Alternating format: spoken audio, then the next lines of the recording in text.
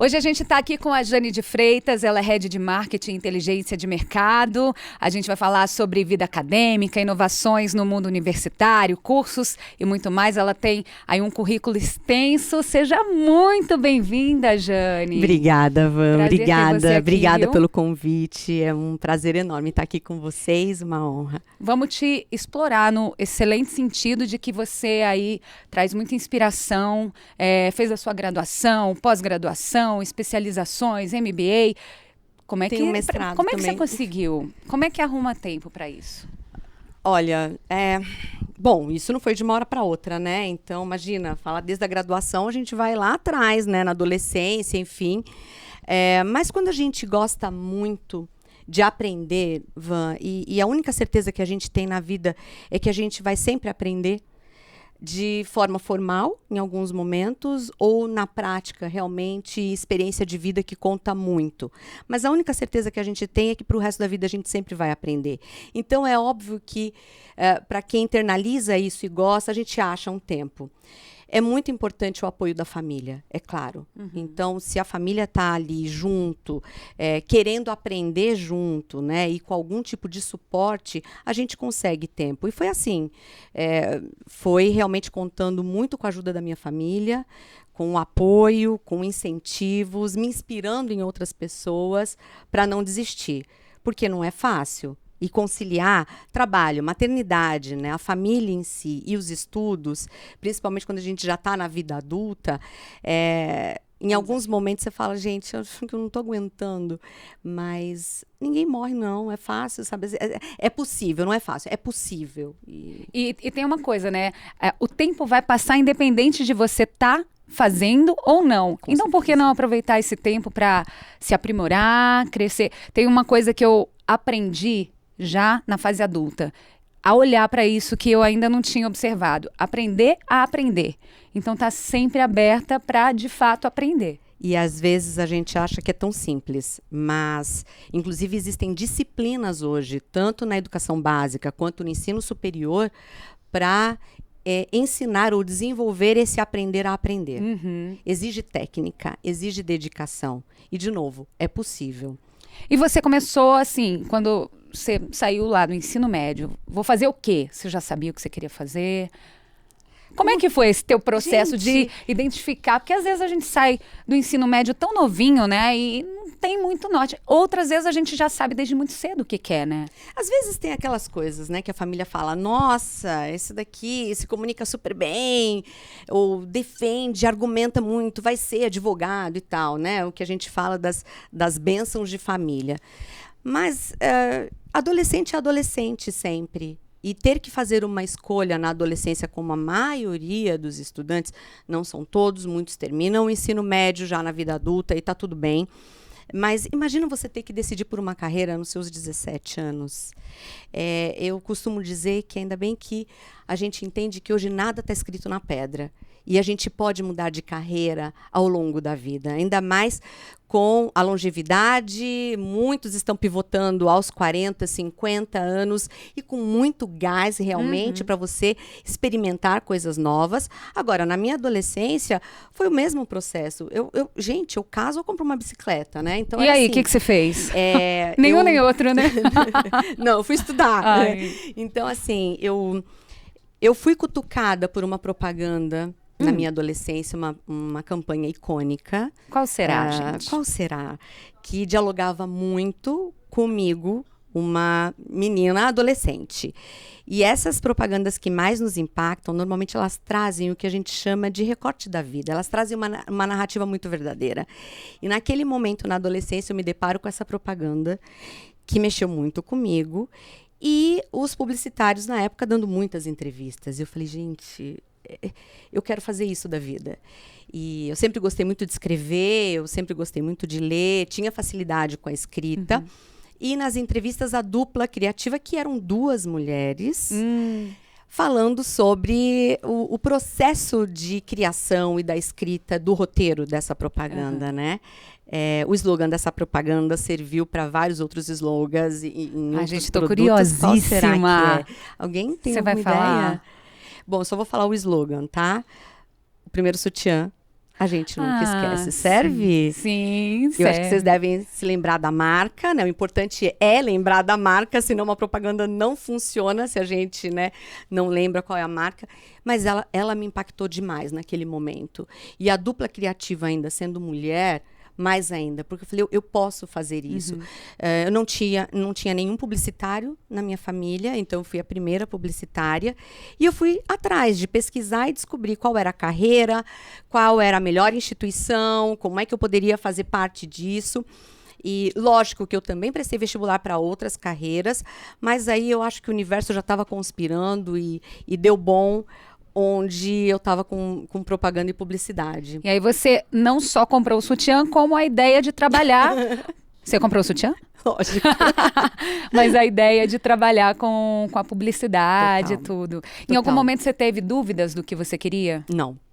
Você Não. sempre Não. teve ali... Na real, a partir do momento que eu fui tirando as camadas dessa cebola, dessa profissão, eu fui me descobrindo cada vez mais. Então, assim, eu posso dizer que eu sou privilegiada, né, por ter feito uma escolha que me completa, que me dá ânimo e brilho nos olhos até hoje. E eu consigo me aprofundar, me especializar e estudar outras camadas dessa mesma carreira, dessa mesma profissão, mas nunca tive dúvidas. Você vai se aprofundando, né? E você fez suas especializações. Foi uma exigência de mercado ou foi de fato um interesse de ir cada vez mais profundo e explorando? Foram as duas coisas. Eu sempre gostei muito de estudar. Eu sempre fui a chamada CDF, sem julgamento, né? Enfim. Mas o mercado vai colocando para você em que sentido você consegue se aprofundar, se especializar ou buscar outros saberes, né, e produção de conhecimento. Então, eu diria que foi uma união das duas frentes, sabe? O interesse próprio e, de fato, o que o mercado estava exigindo e exige até o momento e que me proporciona, assim, a buscar outros saberes. E aí você foi estudar nos Estados Unidos, e aí falando em cursos de especialização da vida pós-ensino médio, qual a principal diferença que você sentiu comparando com os cursos aqui no Brasil? Lá eu fiz uma extensão acadêmica, a minha família foi expatriada por conta do trabalho do meu marido, e eu, obviamente, aproveitei para estudar, para conhecer a vida acadêmica lá e ter aí uma extensão um pouco diferenciada. Então, foi um momento que eu fui estudar, por exemplo, comunicação intercultural. E o impacto disso nos ambientes acadêmicos, mas principalmente profissionais. Como é que a gente lida com as diferenças culturais por meio da comunicação nos ambientes corporativos. O que eu percebi de diferente, e aí, obviamente, eu não sou nada neutra, eu tenho uma régua de comparação com a instituição onde eu me formei e onde eu trabalho. E o que eu percebo é que lá nos Estados Unidos, eles trabalham muito com análise de cases, por exemplo, mas muitas vezes num foco individual do estudante. Aqui no Brasil, a gente trabalha, principalmente na instituição, né, onde eu estou, a gente trabalha com muitas análises de case, mas a gente vai além, a gente vai na prática. A gente procura gerar soluções para esses cases ou cases reais, que sejam demandados por meio de briefings e etc., onde a gente tem a possibilidade de exercitar na prática uma solução. E um trabalho muito forte em equipe. Aqui o desenvolvimento, e essa foi uma diferença que eu senti muito forte, aqui a gente trabalha muito em equipe. E lá era uma coisa mais solitária. Então, mas em termos de conteúdo e de desenvolvimento, gente, não tenho o que falar, né? Depende muito do o quão aberto você está para outra cultura, em outro país e para ter novos saberes. Então, de alguma forma, a gente pode falar que o Brasil está compatível ou talvez até mais avançado em alguns quesitos? Depende do olhar, mas a gente não está atrás, não, tá? A gente está bem. E quando eu comparo, por exemplo, com os nossos estudantes ou egressos que vão fazer uma pós nas áreas em que a gente domina aqui no Brasil, eles voltam falando, cara, assim, não tenho o que falar. O preparo foi incrível e lá eu acabei me destacando por conta do jogo de cintura desenvolvido durante a vida acadêmica, a trajetória acadêmica aqui. No Brasil. Então isso dá muito orgulho, né? Assim, enfim... Com certeza. Você sentiu isso na sua passagem por lá? Então, Nesse de ter essa bagagem, esse jogo de cintura, essa... Em alguns momentos, sim, viu? Eu diria que sim. Bacana. Sim, mas sem jamais julgar o outro, né? Eu acho que um segredo para você morar fora do país também é você ir sem julgamento. Porque o contexto, às vezes, te obriga a olhar e falar, nossa, aqui é melhor, ou o meu país é melhor. E quando, na real, quando você está em outro contexto, em outra cultura, o estranho é você. É. E aí existe também a possibilidade de troca, né? Você traz e oferece aquilo que você teve no seu contexto aqui no Brasil, no caso, e pode acrescentar, e se todos estiverem abertos, todo mundo sai mais rico, né? Eu fui por uma localidade que abarca muitos estrangeiros por conta de uma multinacional que está lá, onde é a grande matriz para o mundo. E então tinha gente do mundo inteiro. Aliás, poucos brasileiros até, mas do mundo inteiro. Então já era um espaço realmente aberto para conhecer outras culturas e outras pessoas. Então, nesse sentido, foi muito tranquilo e, nossa, eu só agradeço. Sensacional. Falando agora mais da Jane, head da ESPM, né? O que faz uma cabeça de marketing e inteligência de mercado? Vamos falar de uma forma mais simples, né, para quem está acompanhando a gente. Bom, o tempo todo a gente está olhando quais são as demandas do mercado, o comportamento das pessoas, para adequar a comunicação, para adequar produtos, serviços, para adequar a questão de precificação, formas de distribuição, mas principalmente olhando muito em dados. Então, esse lado aí da inteligência de mercado diz respeito a pesquisas, a performance, análise de dados. Cada vez mais a gente está sendo demandado por trabalhar em cima de informações com análise crítica e que ajudam a determinar ou nos ajudam a tomada de decisão. Então, é isso que a área de marketing com inteligência de mercado faz. Muita comunicação, muita adequação de produto ao que os nossos mercados ou o nosso público espera. Sempre, na verdade, sempre de uma forma genuína, mas baseado, né, fundamentado em dados. Muito bom. E para a vida acadêmica, né, na ESPM, para quem for ouvir essa conversa, que estiver pensando em fazer a primeira faculdade, uma pós-graduação, qual a principal diferença da instituição ESPM em relação às outras? Bom, cada instituição tem o seu perfil, tem o seu DNA, que a gente gosta de dizer, e aí tem o seu reconhecimento nas suas áreas de atuação. Na SPM, a gente tem aí algumas vertentes que são transversais a todos os cursos de graduação, de pós-lato sensu, pós-estrito sensu, que é mestrado e doutorado, ou extensão acadêmica, que são os cursos de curta duração. Muita gente fala atualização, né? Para a SPM a gente chama de Dynamic, inclusive, que é um produto específico. As frentes que são transversais a todos, e esse é o grande DNA que a gente aplica em cada unidade de negócio e em cada curso, é se trabalhar muito forte com a comunicação, com a gestão, inovação, empreendedorismo e tecnologia. Então, isso a gente não abre mão. Agora, a grande cereja que está em todos é o marketing. Nós somos a casa do marketing. Ao se falar de marketing para a América Latina, a gente está falando obrigatoriamente de ESPM. Então, em qualquer curso que se escolha, a gente vai estar trabalhando todas essas vertentes e de forma muito prática. É o conhecimento aplicado. Tem pesquisa acadêmica? Óbvio, a gente precisa.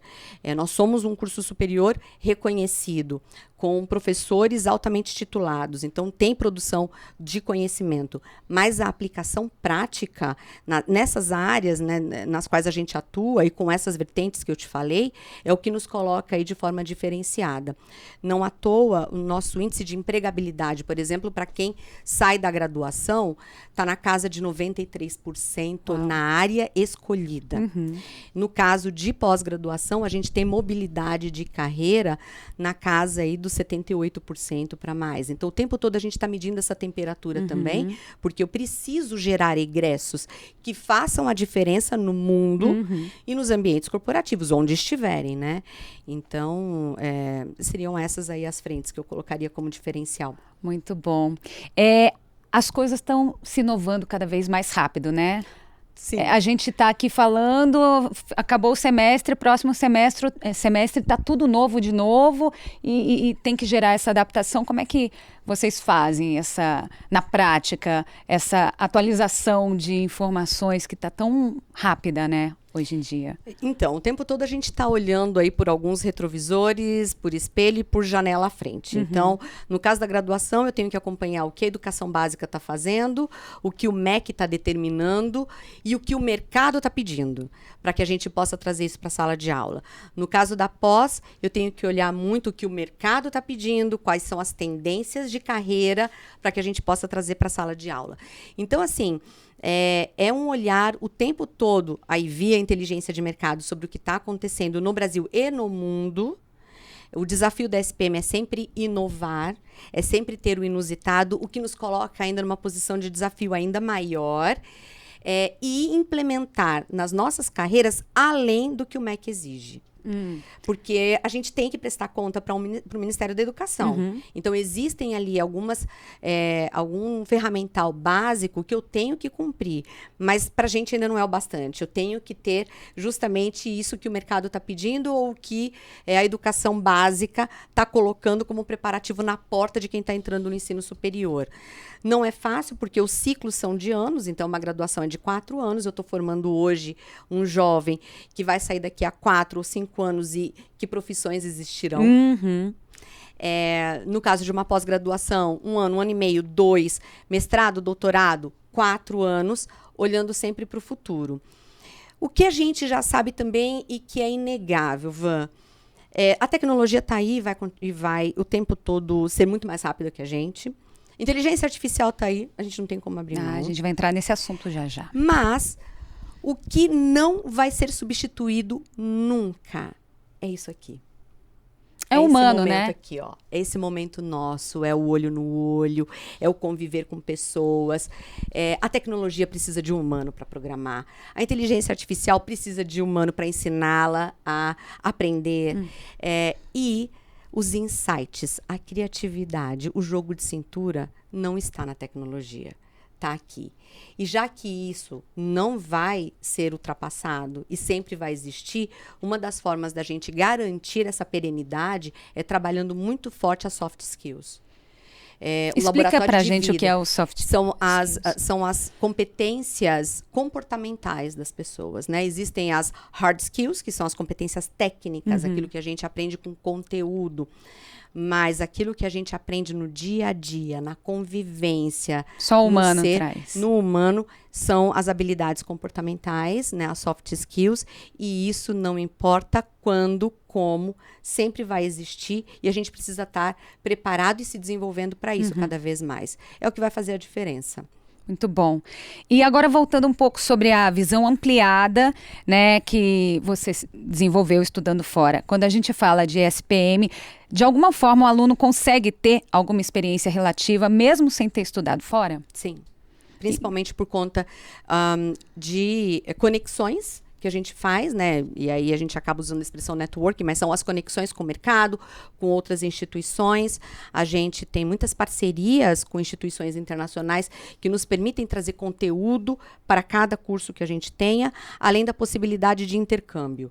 Então, lógico, no intercâmbio ele acaba saindo, mas a vivência dos nossos docentes, né, os nossos professores e as empresas que são multinacionais e que estão dentro da SPM permitem a gente trazer essas tecnologias ou vivências ali para cada ambiente que a gente chama de sala de aula. Eu estou dizendo cada ambiente que a gente chama sala de aula, não só sala de aula. Porque para a gente, qualquer ambiente que se permite discutir qualquer coisa é espaço de aprendizagem. Esse momento aqui está sendo um espaço de aprendizagem, provavelmente, para muita gente, né? Para a gente aqui. Com certeza. Então... Que bacana. Já estou querendo fazer aí minha pós-graduação. Bora. Ô, Jane, agora na pandemia, a coisa se ampliou no EAD, né? Como é que foi esse momento para vocês? Não teve jeito. A gente já tinha uma frente em EAD só para pós-graduação. E naquele momento, e assim, a gente conseguiu em uma semana, transformar tudo para um ambiente virtual ao vivo. Olha só. Capacitando os professores com tecnologia e tudo ao vivo. Em nenhum momento foi aula gravada, não. Então, logicamente, a pandemia trouxe muita coisa ruim, não se fala nisso, meu Deus do céu, né? Enfim, muita coisa triste, mas também a gente tem que olhar sob o ponto de vista de muitas coisas interessantes que foram aceleradas por conta da pandemia. Então, essa questão da tecnologia de permitir que a gente esteja falando com muita gente ao redor do mundo, ao vivo, por meio da tecnologia. De você ter a possibilidade agora de uma atuação híbrida, seja no ensino, seja no trabalho, né? Mudaram-se essas políticas. E a mudança também no pensamento, na forma de processo seletivo. Então, inclusive, para o nosso processo seletivo, naquele momento, a gente antecipou algo que a gente estava analisando e faz pesquisa e olha o que está acontecendo no mercado. Naquele momento, a gente precisava tomar decisão. Então, realmente, a pandemia acelerou. Foi fácil? Não. A gente perdeu muito dessa convivência que se resolve as coisas num corredor, num café. Tudo virou reunião. Então, se eu queria, né, no momento que eu queria conversar contigo, a gente tinha que abrir uma reunião em alguma plataforma. Perdeu-se um pouco de horários. Eu tenho certeza que todos nós e todas nós trabalhamos muito mais durante a pandemia, né, na sequência de reuniões uma atrás da outra. Mas quando a gente filtra, peneira, muita coisa ficou. Então, hoje é possível na SPM, por exemplo, na graduação, que a gente não tem curso EAD, tá, à distância, algumas aulas serem realizadas de forma nacional, porque a SPM tem unidade em São Paulo, Rio e Porto Alegre. E algumas aulas, por exemplo, de marketing, que é, né, o nosso grande campo de atuação, ser considerada aula nacional, com estudantes de São Paulo, Rio e Porto Alegre, ao mesmo tempo interagindo, por meio da tecnologia. Então, isso ficou. Entendi. Durante a pandemia, vocês fizeram aulas à distância, mas não tem aula EAD. Na ESPM. Só em pós-graduação. Aí a gente tem uma unidade de negócio de ensino à distância, mesmo ao vivo, com algumas aulas gravadas. Enfim, é um produto diferente, mas em pós-graduação já existia. Então, a gente também aproveitou dessa experiência para, de repente, ampliar para todos, para todas as frentes, entendeu? Isso ainda se mantém. Entendi. E mantendo ainda nesse assunto, como é que essa nova forma de aprender, estudar e também de lecionar impactou o mercado nos últimos anos? Você, como especialista, né, na área, como é que você vê isso? A gente teve casos de pessoas que passaram os últimos 2 anos na faculdade ou os 2 primeiros no período da pandemia. Como é que foi esse início para quem, né, ingressou no meio da pandemia e quem finalizou o curso na pandemia com vocês? Foi dolorido. A gente tem esse tipo de relato, porque, imagina, isso a gente vai falando da graduação ou em qualquer unidade de negócio, mesmo que fosse uma pós, tá? Você tem aquela expectativa de vivenciar o ambiente acadêmico, de alguma forma. A troca faz muita falta, né? Então, assim, nossa, principalmente para o jovem que estava deixando o ensino médio naquele momento, onde o ensino médio parte assim, nossa, eu sou obrigado a estudar, né? Enfim, quando você vai para o ensino superior, espera-se que você tenha feito a opção e que você vai estudar aquilo que você escolheu. Então, muda um pouco até a motivação. E aí pensa nesse jovem que tinha essa expectativa, nossa, agora é a carreira que eu escolhi, eu vou estar no ambiente universitário, eu fico maior de idade. #SQN, né? Só que não, porque ele estava numa janelinha. E tinha esse imaginário, né, da vida universitária, de como estar com os colegas. Então, o que a gente fez, por exemplo, foi permitir que, mesmo ao final da pandemia, e é um programa que segue, a gente permitisse essa vivência desse jovem que começou na pandemia e passou 2 anos, de repente, nas janelinhas de Zoom, pudesse vivenciar o campus mesmo depois de formado. Então, hoje, quem quiser fazer o que a gente chama de 5º ano, gratuitamente, escolhendo a aula que quiser, nem que seja daquele primeiro semestre dele, porque ele estava de forma online e ele quer sentir como é em sala de aula, a gente permite. Que bacana, é a primeira vez que eu ouço isso. A gente chama de 5º ano, porque a maioria dos nossos cursos, eles são de 4 anos, tirando o curso de Direito, né, que é um nosso mais novo produto aí, que aí são de 5 anos, e um curso de Administração Noturno que a gente tem são 5 anos, mas no geral são 4 anos, então a gente oferece o 5º ano. Você quer vivenciar? Vem e escolhe o que você quer. Que bacana, muito bom. Ô, Jane, agora falando, né, da inteligência artificial que você comentou, que é uma realidade, e nós trabalhamos com comunicação. Primeiro, para você, ela é uma aliada ou em algum momento a gente vai ter que frear um pouquinho? Você já adiantou um pouquinho da sua opinião, mas vamos explorar mais. Você acha que a gente vai ter que dar uma freada ou naturalmente a gente vai entender que ela tem o seu limite? Naturalmente, a gente vai entender que ela tem o seu limite e ela é uma grande aliada. Essa é a verdade. Sabendo trabalhar com a inteligência artificial, sem a dependência ou sem acreditar que ela vai resolver tudo, é uma grande aliada. Na real, a gente está usando muito isso para a comunicação, para as aulas, mas na comunicação, principalmente as soluções, ela ganha muito tempo, é uma grande aliada. Porém, é muito importante a gente sempre reforçar que precisa ainda da mão humana para lapidar. Pode ser que lá na frente ela se resolva por si só? Até pode ser. De novo, não vai substituir o contato pessoal.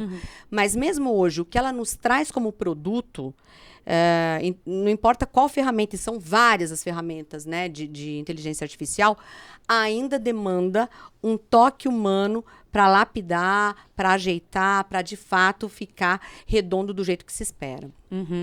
E a segunda questão relacionada a esse assunto é que esse assunto chega sem se esse assunto, né, chega a ser inserido em cursos mais tradicionais que não estejam, de certa forma, relacionados diretamente com a tecnologia. Olha, aí teria que entender cada curso em cada instituição. Novamente eu vou falar sobre o ponto de vista da SPM. Para a gente está super internalizado em todos os cursos. Em todas as áreas? Todos. A gente tem um curso, que, como eu disse, que é super lançamento, a gente lançou este ano, que é uma carreira extremamente tradicional, que é o curso de Direito. Só que a SPM, que é uma instituição reconhecida pela inovação, traz um curso desse. É óbvio que um curso como este, tradicional e tão importante para a sociedade, não ficaria com a característica nacional dentro da SPM. Então, é onde a gente está discutindo em direito, justamente o direito do futuro, do digital, da tecnologia, de questões que não existem, que não tem precedente ainda, né, em termos de discussão na área jurídica, e que está super embasado em tecnologia. Então, eu não posso abrir mão disso. A gente está discutindo as questões relacionadas às redes sociais, a carros autônomos. Haters. Né, como é que funciona? Até, né? Alguém morre. Quem fica com o direito da conta. Da rede social? Né? Vai ser inserido em testamento, de repente? Né? Um acidente com um carro autônomo. Quem é responsabilizado? Enfim, são essas questões que a gente precisa trazer à tona. Isso precisa ser colocado para esses estudantes que vão simplesmente estar inseridos nesse tipo de contexto e realidade. Já estamos, imagina no futuro. Então, é uma carreira tradicional, mas a gente não abre mão de falar da tecnologia, jamais. A tecnologia veio e tá aí, né? Para sempre. A gente não vai dar nenhum passo para trás mais. Não, esquece. Ô, Jane, falando do seu currículo acadêmico, né? Tem outro ponto também que é motivo de orgulho, que inspira muita gente, que são os seus livros. Inclusive, estou com um aqui no meu colo que eu vou mostrar já já. Um livro é o Laboratório do Sensível, certo? Certo. Esse livro é resultado do nosso grupo de pesquisa no estrito senso, né? Eu fiz mestrado em Comunicação e Práticas do Consumo.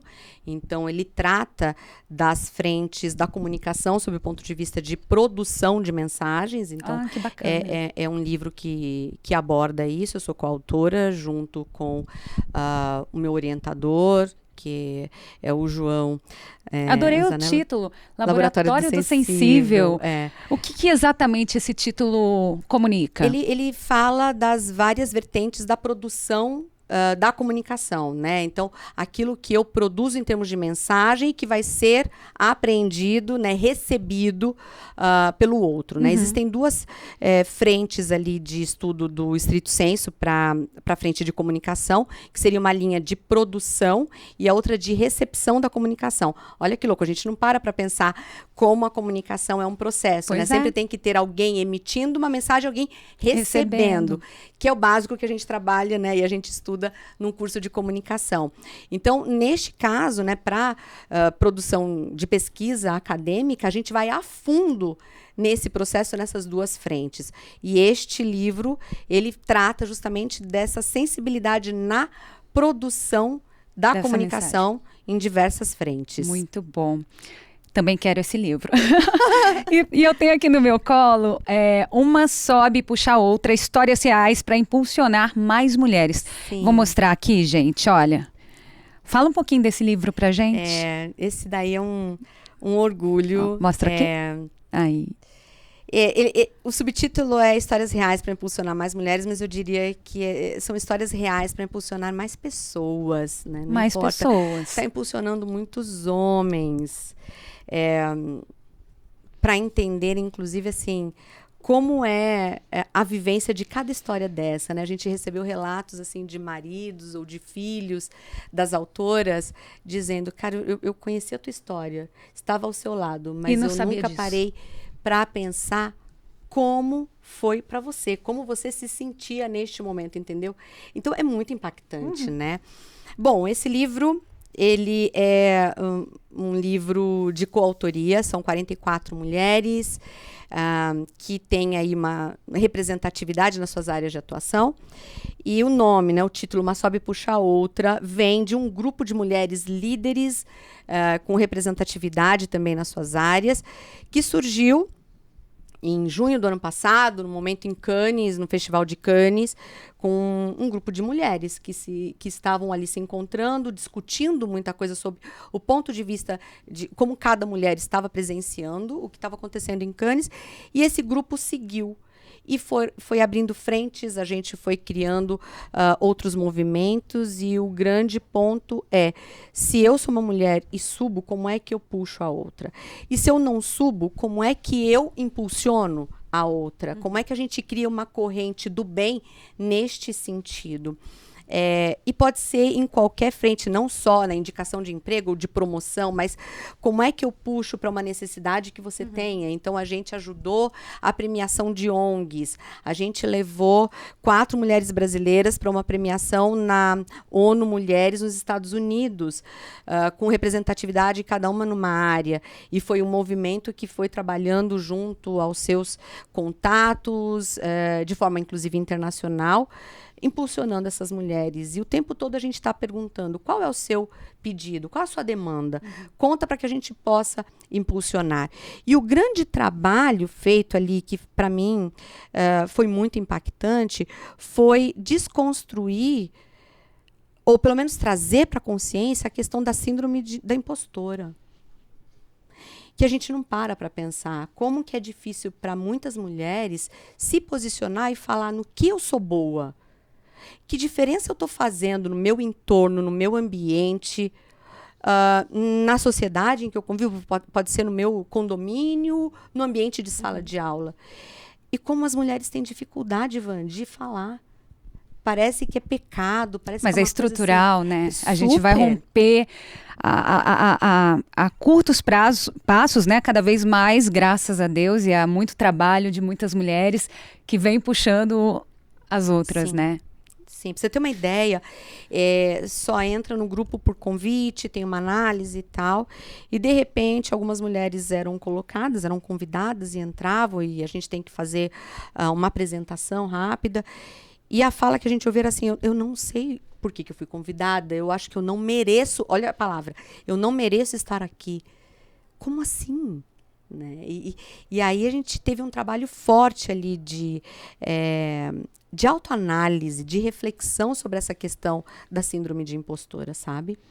De cada uma poder olhar a sua história e reconhecer o seu ponto forte, né? Porque a gente não está acostumado a olhar isso. E que aí bacana. teve trabalho assim, se apresenta. Não, você ainda não colocou tinta onde precisava. Faz de novo e se valoriza. De um momento você assim, não posso, gente, como assim? É como se fosse uma tô me vangloriando, uma assim? vaidade, uma soberba, alguma coisa assim. A gente está aprendendo a reconhecer a nossa potência, né? São 44 histórias. Neste volume, sim, que foi o primeiro, esse daí. E o pessoal pode adquirir? Sim, tem na Amazon, tem nas livrarias, principais livrarias. A gente fez aí um grande lançamento. A gente lançou, aliás, no mês das mulheres, foi em março. Então, foi um trabalho, assim, intenso para que a gente pudesse realmente valorizar o mês de março, né? O mês das mulheres. Saiu no final do mês, mas saiu. E a gente fez numa grande livraria. Então, é possível, ele está como best-seller. Sensacional. E esse já é meu. Vamos lá agora. Ô, Jane, a gente está chegando ao fim, né, da nossa conversa, mas antes, para quem se interessou sobre tudo que a gente falou e quiser saber mais sobre os cursos, né, da ESPM, qual é a melhor forma? No site é possível encontrar tudo, conversar com alguém? É possível encontrar tudo, é possível conversar, a gente tem várias formas de atendimento. espm.br é o caminho mais fácil, é assim, espm.br. E aí tem um leque ali, N possibilidades, e o convite fica, vamos vivenciar o lifelong learning, que é o conceito do aprendizado ao longo da vida. É a única certeza também que a gente tem, então, bora. A gente vai te encontrar lá? Vai. Então, encontro lá nas salas de aula. Só vem. Obrigada, viu, Jane? Obrigada, gente. Obrigada pelo convite.